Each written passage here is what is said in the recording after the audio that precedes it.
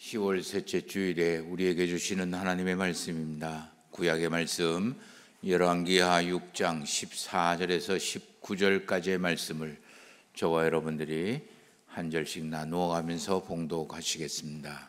왕이 이에 말과 병거와 많은 군사를 보내매 그들이 밤에 가서 그 성읍을 에워쌌더라.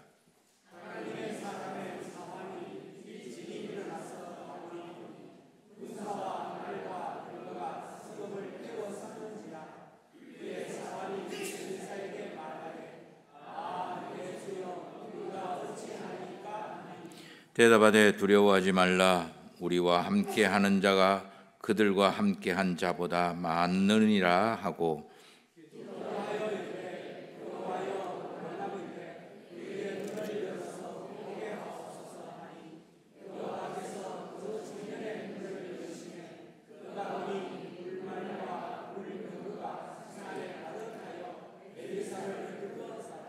아람 사람이 엘리사에게 내려오매 엘리사가 여호와께 기도하여 이르되 원하건대 저 무리의 눈을 어둡게 하옵소서 하며 엘리사의 말대로 그들의 눈을 어둡게 하신지라.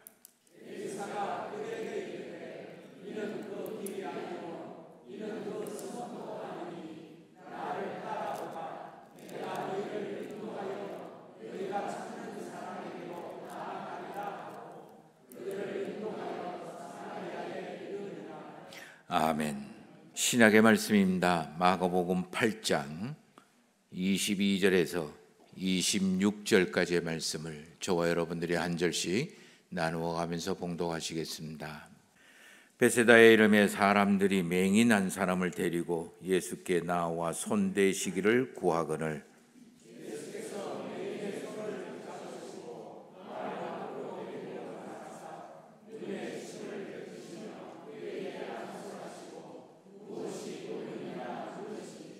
쳐다보며 이르시되 사람들이 보이니이다.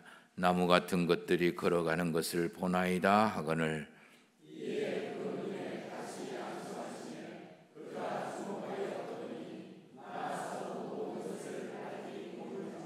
예수께서 그 사람을 집으로 보내시며 이르시되 마을에는 들어가지 말라 하시니라. 아멘.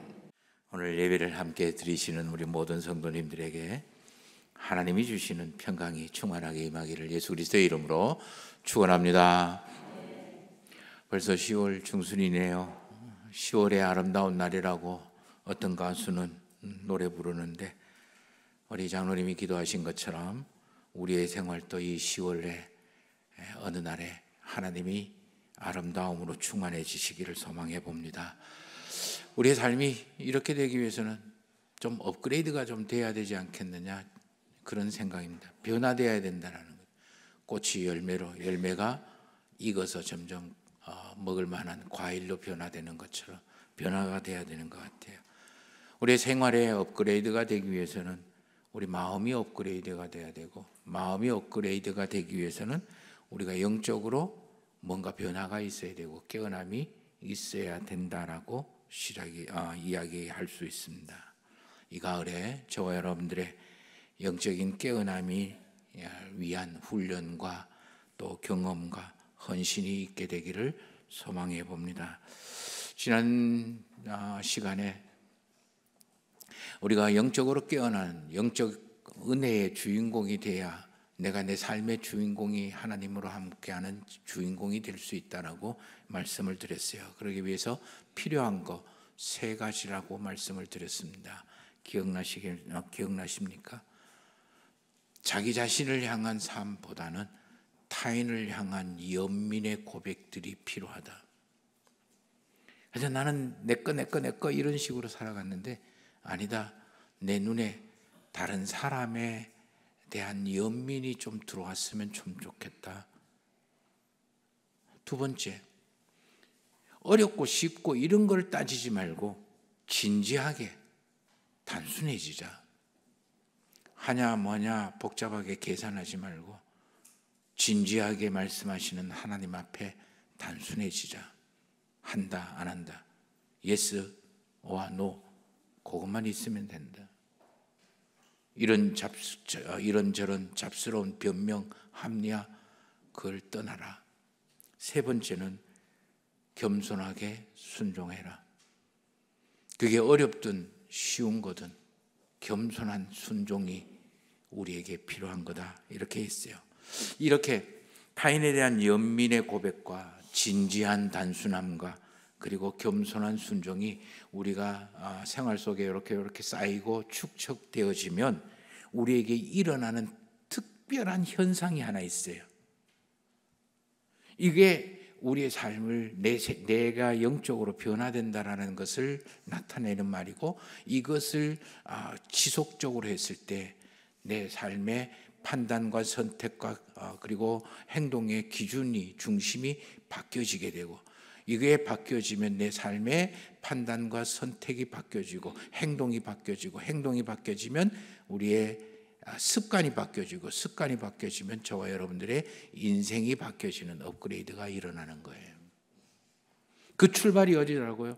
바로 내 삶의 지난 이야기했던 타인에 대한 연민의 고백이 필요하고, 단순한 진지한 그런 단순함이 필요하고, 겸손한 순종이 필요하고, 이게 쌓였을 때 나에게 오늘 우리가 묵상할 특별한 영적인 그런 모습이 보인다라는 거예요. 오늘 우리가 읽은 구약의 말씀은요, 조금 생뚱맞은 일부분만 읽어서 좀 생뚱맞을 거예요. 이스라엘에 맞수가 하나 있어요. 우리나라하고 일본하고 맞수 그러기도 하고, 우리나라하고 북한하고 으르렁거리면서 맨날 맞수 그 적대적인 관계가 있는데, 이 이스라엘 백성의 맞수는 바로 누구냐면 아람이에요. 이 아람 왕이 8절 말씀에 보면 이스라엘을 괴롭히고 이스라엘에 가서 좀 뺏어오고 싶은데 번번이 작전을 짜서 이렇게 갔는데 번번이 이스라엘의 매복군에 의해서 번번이 패배하고 돌아오는 거예요. 그러니까 11절에 이 아람 왕이 참모 회의를 했습니다. 우리가 계획을 짜고 그 이스라엘을 공격을 했는데 늘 이스라엘은 우리 길목에 매복하고 있더라. 이거 우리가 작전 회의한 거를 우리 중에 누가 간첩이 있어서 이스라엘로 빼돌린 거 아니야? 간첩을 색출해야 되겠다. 이렇게 나온 거예요. 그러니까 12절 말씀에 그 아람 참모 신하 중에 하나가 그게 아니고 이스라엘에는 선지자 엘리사라는 사람이 있어서 왕이 침실에서 이야기하고 왕비하고 침실에서 놀았던 그것까지 다 알고 있대요. 그러니 우리가 전쟁에서 공격하는 것을 이스라엘 왕에게 전해주고 이스라엘 왕이 우리에게 그 공격 그 길목을 매복하고 있는 게 당연한 거다. 그러니까 이 아람 왕이 그래, 그렇다면 이 이스라엘과 전쟁을 해서 이스라엘을 괴롭히고 이스라엘 거를 뺏어 오려면 제일 먼저 이 선지자 엘리사를 잡아야 되겠구나. 그 사람을 잡지 않고는 이스라엘을 공격할 수 없다. 그러면 엘리사가 지금 어딨냐? 그놈부터 먼저 잡자. 그러니까 14절 말씀에 보니까 13절 말씀 마지막에 보면 도단이라는 성읍에 있습니다. 그러자 14절, 오늘 우리가 읽은 14절 말씀, 왕이 이에 말과 병거와 많은 군사를 보내매 그들이 밤에 가서 그 성읍을 에워쌌다, 포위했다라고 이야기합니다. 도단이라는 성읍은 그래 큰 게 아니에요. 아주 작은 성읍이에요. 그런데 거기에 엘리사와 함께 다니는 사환이 거기에 잠깐 머물러 있었는 거예요. 엘리사 사환이 아침에 일어나서 기지개를 켜며 바깥을 떡 내다보는데 그 주위에 산에 전부 다 뺑 둘러 아람 군대가 포위를 하고 있는 거예요. 그래서 기겁을 하고 엘리사에게 가서 이야기를 했어요. 선생님 지금 아람 군대가 우리를 포위하고 있습니다 라고 이야기하니까 엘리사가 뜬금없는 구름 잡는 소리를 하는 거예요. 16절 말씀, 두려워하지 말고 걱정하지 말라. 우리와 함께한 자가 그들과 함께한 자보다 많다라고 이야기합니다. 네? 도저히 무슨 말씀이에요? 도무지 이해를 못 하겠는데요. 그러자 17절 말씀, 엘리사가 이 청년을 위해서 기도하여 이르되 여호와여 원하건대 그의 눈을 열어서 보게 하옵소서 하니 여호와께서 그 청년의 눈을 여시매 그가 보니 불말과 불병거가 산에 가득하여 엘리사를 둘러쌌더라라고 이야기합니다. 아주 이상한 이야기인 것 같지만 여기에 저와 여러분들의 믿음의 본질, 저와 여러분들이 신앙생활하는 본질이 담겨져 있어요. 엘리사하고 하나님의 사람 엘리사와 그리고 이 엘리사를 시중 두는 엘리사의 사환 두 사람의 차이점이 보이십니까? 느껴지십니까? 엘리사의 사환은 자기 자신의 포위한 아람 군대 정도밖에 볼 수가 없어요. 그 아람 군사들을 보고 낭패났다라고 호들갑을 떨고 있는 거예요. 그러나 하나님의 사람이라고 이야기하는 엘리사는 우리가 함께하는 자가 저들과 함께하는 자보다 더 많다라고 이야기를 하는 거예요. 왜 똑같은 상황, 동일한 조건 속에서 한 사람은 호들갑을 떨며 걱정과 근심으로 우리 속된 말로 방방 뛰는데 한 사람은 전혀 영향력을 받지 않습니다. 걱정, 근심 손톱만큼도 하지 않습니다. 괜찮아, 걱정하지 마, 좀 조용히 있어, 이런 이야기예요. 그 차이가 뭘까? 17절 말씀에 이렇게 이야기합니다. 기도하여 이르되 여호와여 원하건대 그의 눈을 열어서 보게 하옵소서. 여호와여 그 청년의 눈을 여시옵소서. 청년이 하나님이 여호와께서 그 청년의 눈을 여심해 그가 보니 엘리사와의 사환의 차이는 바로 눈이 열렸냐 안 열렸냐, 보는 것이 다를 뿐이에요. 엘리사 사환은 그저 자기 눈에 들어 보이는 아람 군대만 보고 있을 뿐이에요. 그러나 엘리사는 그 군대 넘어 자기 자신과 함께하는 하나님의 군대를 보고 있는 거죠. 보는 것이 다르니 판단하는 게 달라요. 판단하는 것이 다르니 행동하는 것이 달라요. 엘리사 사환은 보는 것이 아람 군대밖에 안 보이니까 판단이 큰일 난 거죠. 그러니까 걱정과 근심과 염려로 호들갑 떠는 거예요.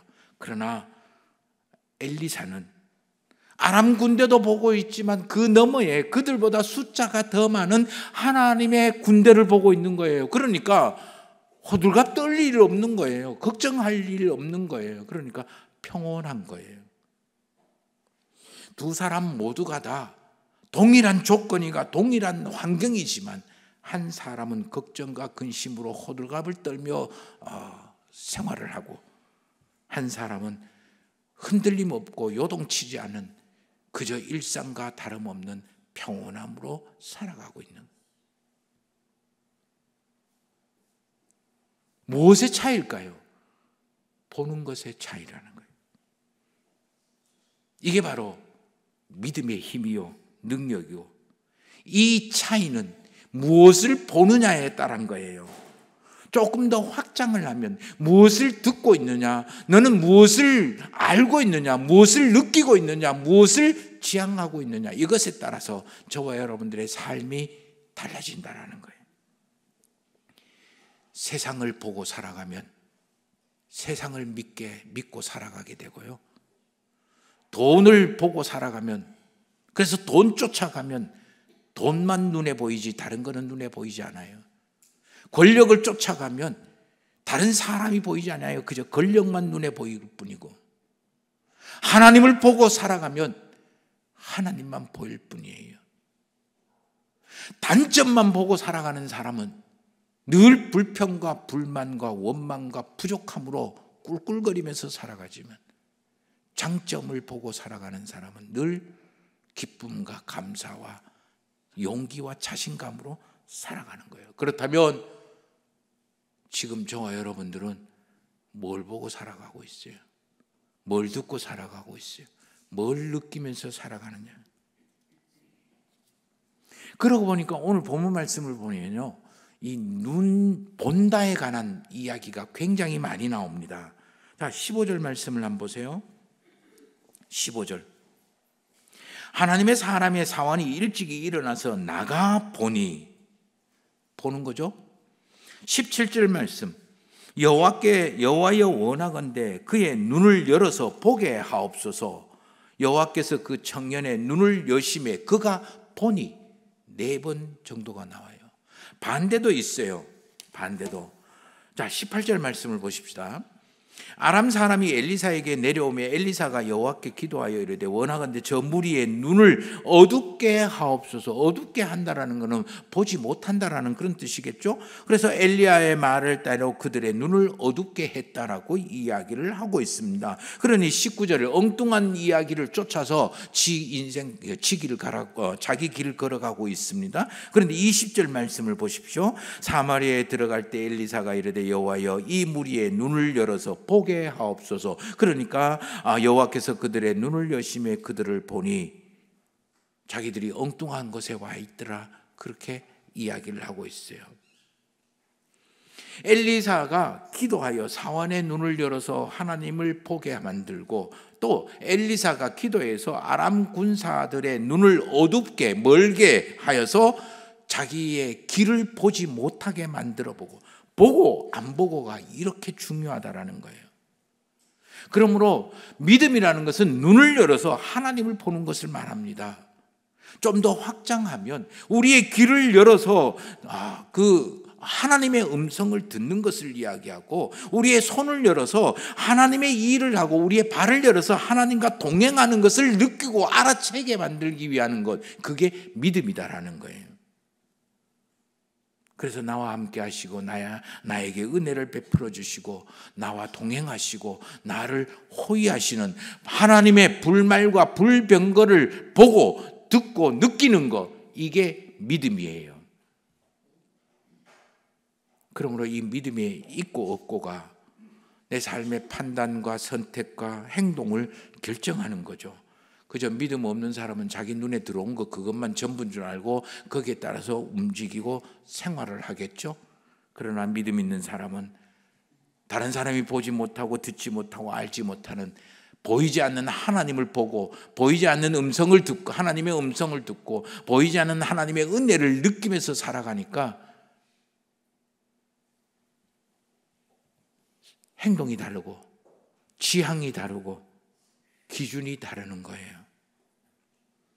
이런 믿음의 눈을 뜨기 위해서 우리는 신앙생활을 하는 거죠. 예배를 드리기도 하고 말씀을 듣기도 하고 기도를 하기도 하고 증인 생활을 하는 고백의 생활을 하기도 하는 거예요. 예배 왜 드립니까? 하나님의 임재를 느끼는 믿음을 갖기 위한 거잖아요. 말씀을 왜 읽습니까? 내가 하나님의 역사하심을, 뜻을 분별하기 위해서 그 말씀을 읽는 거죠. 소설책 읽는 게 아니에요. 그래서 오늘 우리가 읽은 신약의 말씀을 한번 보십시다. 오늘은 신약의 말씀을 우리 한번 찾아보시기를 바랍니다. 마가복음 8장입니다. 제자들이 고전에 나오는 내용을 제가 정리를 해드리겠습니다. 제자들이 4,000명을 먹이고 남아있는 떡을 싸우는 것을 잊어버렸어요. 그런데 좀 배가 고픈가 봐요. 이제 제자들이 걱정을 했습니다. 우리 뭐 먹지? 떡을 가지고 안 가져와도 아까 남은 떡 좀 싸울 걸. 그렇게 서로 이야기하고 그 논쟁하는 걸 예수님이 들었었어요. 그러니까 17절 말씀을 보세요. 예수께서 아시고 이르시되 너희가 어찌 떡이 없으므로 수군거리냐? 아직도 알지 못하며 깨닫지 못하느냐? 너희 마음이 그렇게 두냐냐? 너희가 눈이 있어도 보지 못하고 귀가 있어도 듣지 못하고 또 기억하지 못하느냐? 떡 5개로 5,000명을 떼어줄 때 조각에 몇 방울이 남았느냐? 4,000명을 먹일 때 조각에 몇 방울이 남았느냐? 그거 아직도 모르냐? 그러면서 이야기를 하나 딱 만들어 주시는 게 22절 말씀 보세요. 베세다의 이름에 사람들이 맹인 한 사람을 데리고 예수께 나와 손대시기를 간구했다라.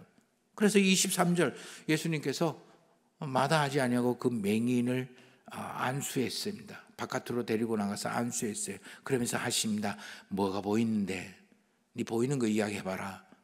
그러니까 24절 나무 막대기 같은 이 통나무들이 저 걸어다니네요. 저걸 사람이라고 그러는가 봐요. 사람이 보이기 시작하는 거예요.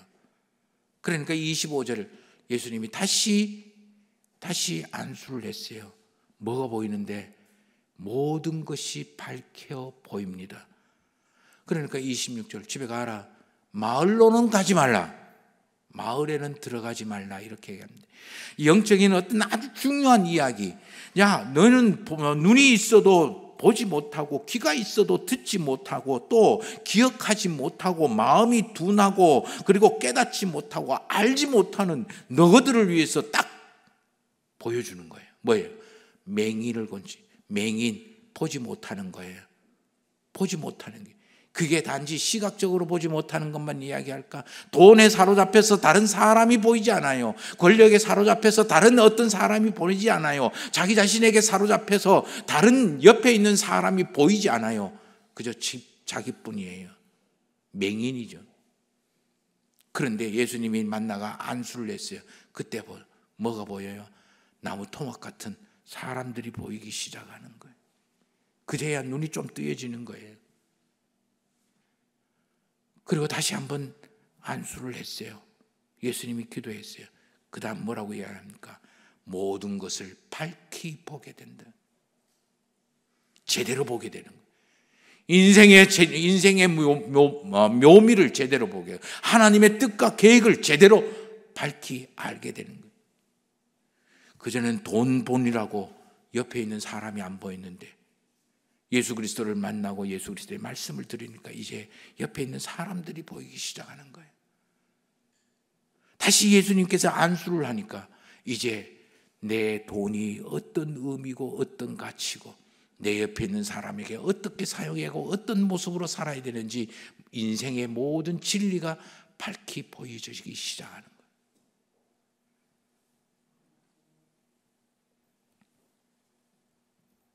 사람에게는 세 가지의 눈이 있습니다. 세 종류의 눈이 있어요. 첫째는 감각의 눈입니다. 본다. 내 눈, 물질적인 눈이에요. 시각, 그럴 때 보일, 한자로는 보일 시자를 쓰는 거예요. 보여지는 거예요. 두 번째 눈은 마음의 눈이에요. 이거는 이성의 눈이에요. 그래서 내 견해, 내 생각, 내가 볼 때는 하고 할 때 이야기하는 거예요. 내가 알고 있는 지식이나 내가 알고 있는 그 경험이나 내가 알고 이해하는 관점, 그래서 견해라고 이야기를 합니다. 그래서 한자로는 볼견자를 써요. 내가 보는 견지에는 이거는 이렇다, 뭐 이런 뜻이겠죠. 세 번째, 영적으로 보는 눈이에요. 통찰을 하는 거예요. 그 깊은 본질을 보는 거고 진짜를 보는 거고 핵심을 보는 거예요. 이걸 성경적, 신앙적으로 바꾸면 하나님의 뜻을 알고 하나님의 방법을 알고 하나님의 계획을 보는 거예요. 이거는 한자로 볼관자라고 씁니다. 간단해요. 자, 우리 성경을 읽습니다. 그저 글사처럼 베세다의 이름에 사람들이 맹인 한 사람을 데리고 예수께 나와 손대시기를 구하거늘 예수께서 맹인의 손을 붙잡고 마을 밖으로 데리러 나가사 눈에 침을 뱉으시며 그에게 안수하시고 무엇이 보이느냐 물으시니 쳐다보며 이르되 줄줄줄줄줄 읽으라 그래. 이건 뭐예요? 시각, 보이는 대로 읽는 거예요. 그런데 요거를 곰곰이 생각을 했어요. 예수님이 왜 맹인을 치료했을까? 내가 볼 때는 불쌍해서 치료를 했구나. 내가 생각할 때는 이렇게 치료를 했는 것 같구나.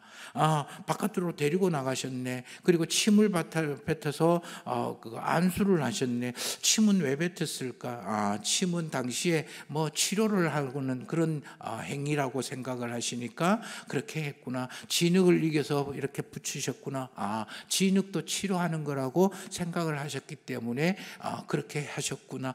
그러니 눈 떴네. 요게 견해, 마음의 눈, 이성의 눈으로 보는 거예요. 해석하는 거예요. 그리고 제가 좀 전에 이야기하는 것처럼 이거는 우리 인생에 하나님이 개입하셔서 우리 인생을 맹인으로 살지 말고, 그리고 그 사람을 보면서 다른 사람과 함께 하나님께서 함께 움직이시는 하나님의 은혜와 계획에 명확하게 눈 뜨는 것을 이야기하는구나. 그래서 다시 눈 감게 만드는 마을로 되돌아가지 말라고 이야기하시는구나. 영적인 하나님의 뜻과 계획을 보고 아는 것, 이게 영적인 눈인 거예요. 아침에 내가 출근을 했습니다. 직장 동료를 만났습니다. 직장 동료의 얼굴이 완전히 우르락불락 끓고 별로 기분이 별로 안 좋아 보이는 것 같아요. 그래 감각눈을 제가 왜 저래 화가 나는가 보다. 그게 시각이에요. 그 다음에는 제 얼굴이 저런 거 보니까 화가 잔뜩 나 있네.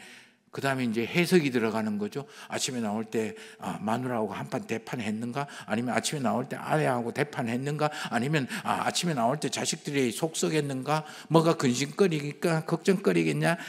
내 경험으로 봤을 때는 아침에 나올 때 마누라하고 한판 했는 게 분명한 것 같아. 오늘 좀 조심해야 되겠다. 찌르지 말아야 되겠다. 요게 이성적으로 보는 눈. 제가 오늘 기분이 꿀꿀하게 하루를 시작하는구나. 그렇다면 저에게 내가 어떤 식으로 그 꿀꿀한 마음의 아픔들 그리고 무거움들을 풀어줄 수 있을까? 하나님의 방법은 어떤 걸까? 그것을 생각하면서 그 사람을 대하고 보는 것, 그게 영적인 눈이라고 할 수 있는 것. 보는 것에 따라서 그 생각이나 행동이나 그 삶이 달라지는 거예요. 판단 기준이 달라지기 때문에 행동이 달라지고, 행동이 달라지기 때문에 습관이 달라지고, 습관이 달라지기 때문에 그 인생이 달라지는 거예요. 오늘 우리 다시 구약의 본문 말씀을 보면 엘리사와 엘리사 사환이나 아람 군사에게 포위되어 있는 건 똑같아요. 동일한 조건과 동일한 환경이요, 동일한 상황이요, 동일한 상태예요. 그러나 그 동일한 상태에서 반응하는 것은 엘리사와 엘리사의 상황과 정반대의 방법이에요. 오늘 우리도 마찬가지예요. 나는 이 땅에서 살고 힘들고 어렵고 괴롭고 답답한 무거운 짐 지고 사는 이 땅에서 살고, 내 옆에 있는 장로님은 저 몰디브 편안한 해변가에서 사십니까? 아니에요. 똑같은 조건, 똑같은 환경.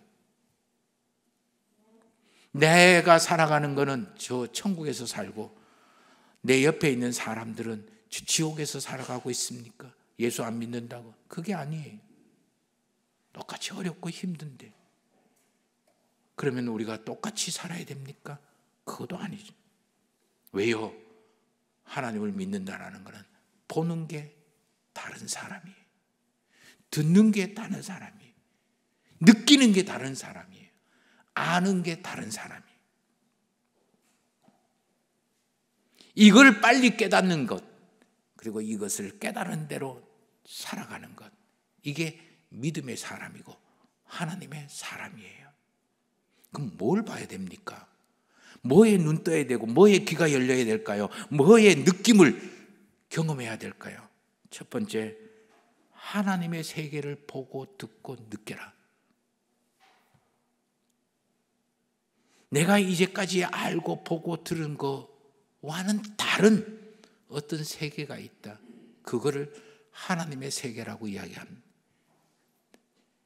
성경에서는 그거를 하나님의 나라라고 표현을 하는 거예요.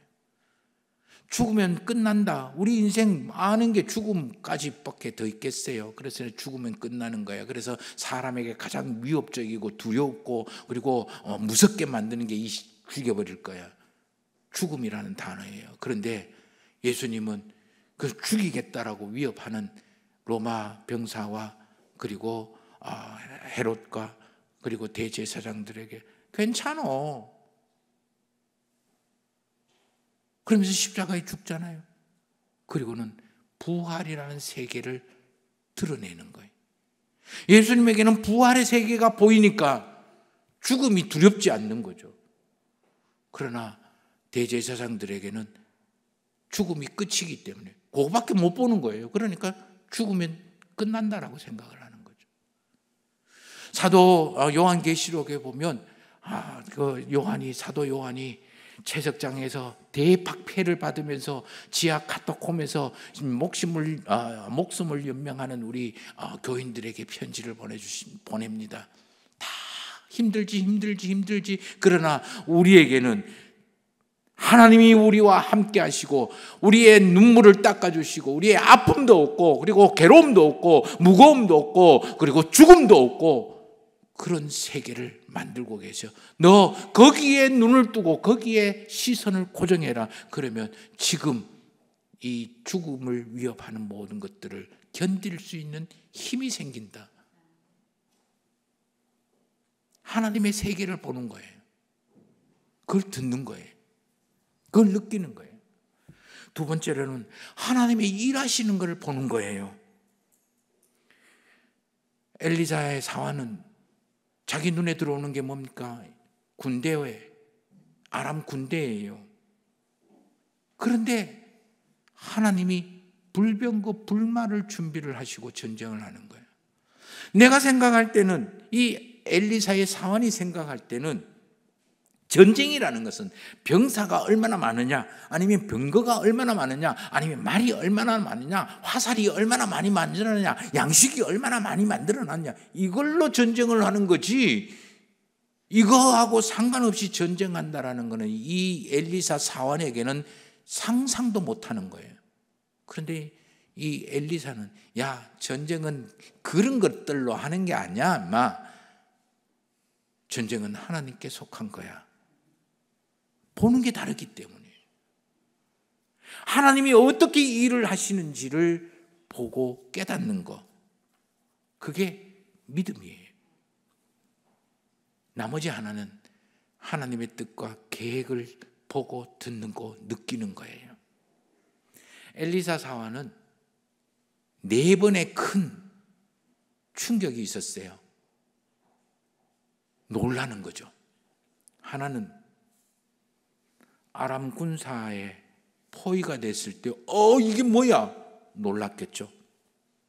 그 다음에 두 번째는 아람 군사에게 포위됐다라고 이야기하면서 엘리사를 찾아가고 호들갑을 떨 때 엘리사가 그냥 그런가 딱 하고 한 귀로 듣고 한 귀로 흘리면서 괜찮아, 걱정하지 마, 임마. 호들갑 떨지 마라. 좀 조용히 해봐. 그리고는 지 일을 하고 앉았는 거예요. 이건 뭐야? 놀랍지 않습니까? 세 번째로는 이 엘리사가 자기를 위해서 뭔가 기도를 하는데 자기 눈이 확 뜨인 거예요. 그러니까 하나님의 불병거와 불말이 쫙 둘러서 있는 거 보니까 기겁을 하고 놀라는 거죠. 그 다음에 네 번째로는 어느 날 갑자기 뺑 둘러싸고 있던 도단이라는 성읍을 뺑 둘러싸고 있던 이 아람 군대들이 저벅저벅 어디로 귀신에 홀린 것 지금 끌려가고 있는 거예요. 저끼리 막 가고 있는 거예요. 저것들이 왜 저래? 놀라는 거예요. 저는 믿음이라는 거는요, 일상의 놀람이에요. 이 놀란다라는 거는 저는 경이로움이라고 표현을 하고 싶어요. 신비로움이라고 표현을 하고 싶어요. 하나님이 세상을 창조하시고 난 다음에 사람을 마지막에 창조하신 이유가 뭘까요?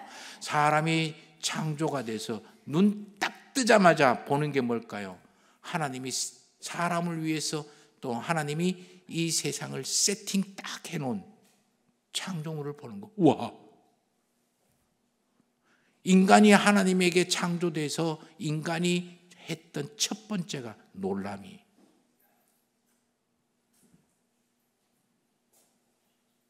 우리가 사람으로는 도저히 만들 수 없을 것 같은 자연 경관을 보고 제일 먼저 하는 게 뭡니까? 와, 경이롭다. 내가 알지 못하는 어떤 일들이 이루어졌어요. 자연현상이 일어났어요. 그러면 우리는 뭐라고 이야기합니까? 신비롭다. 사람에게 이 놀람이라는 것, 감탄이라는 것을 상실하면 그때부터 영적으로 닫혀 있다라고 해도 과언이 아니에요. 믿음의 길을 걸어간다라는 것은요, 내 일상에서 하나님이 나와 함께 하시고 하나님이 역사하시고 하나님이 일하시고 하나님의 놀라운 계획을 가지고 계신다라는 것을 발견하고 느끼고 듣고 보고 이야! 놀라는 거예요. 감탄하는 거예요. 내 인생 그냥 살아가는 것 같습니까? 우리의 인생 그렇게 그냥 내 노력과 애씀으로 살아가는 것 같습니까? 우리의 자녀들이 그냥 살아가는 것 같습니까? 아니에요. 내 인생 생활 속에서 일상생활에서 하나님이 어떻게 역사를 하시고 하나님이 어떻게 일을 하시고 하나님이 어떻게 불병거와 불말로 나를 함께 하시는지에 대해서 눈이 뜨여지는 것, 그게 믿음의 핵심이라는 거예요. 이걸 볼 수 있는 사람만이 평안과 형통과 넉넉함의 보물을 누리게 되는 거예요. 그래서 예수님은 내가 주는 평안은 세상이 주는 것과 같지 않아서 세상이 줄 수도 없고 빼앗을 수도 없다라고 이야기하는 거예요.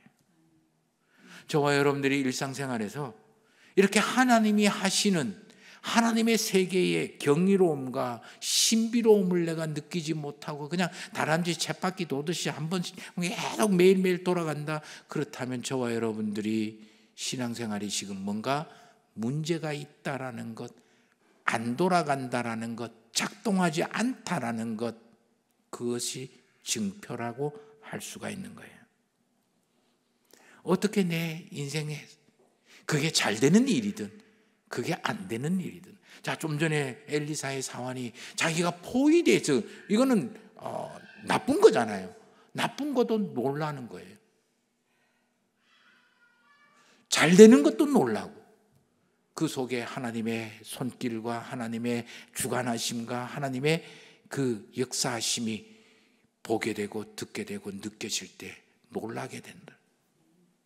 어떻게 이런 일이 가능할까요? 구약의 말씀에 엘리사가 하나님께 기도했다라고. 아람 군대의 눈이 어두워지는 것도 하나님께 기도했다. 저와 여러분들의 일상생활이 내가 하나님을 믿는다고 하면서도 이러한 하나님의 살아계심의 역사가 이제까지 나에게 있어 왔죠? 지금도 있죠? 앞으로도 있을 거죠? 그런데 왜 그 하나님의 역사하심에 대해서는 내가 듣지도 못하고 보지도 못하고 느끼지도 못하고 이렇게 까막눈으로 살아가야 하겠습니까?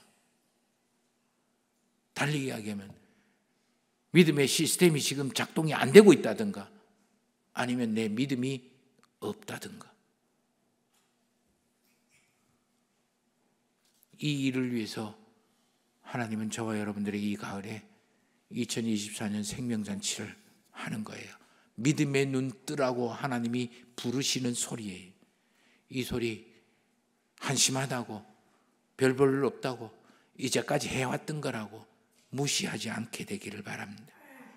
말씀의 식탁에서 여러분의 귀를 여시기를 바라고 기도의 식탁에서 여러분의 눈을 여시기를 바라고 고백의 식탁에서 우리 하나님의 놀라운 경이로움을 감탄할 수 있게 되기를 바랍니다.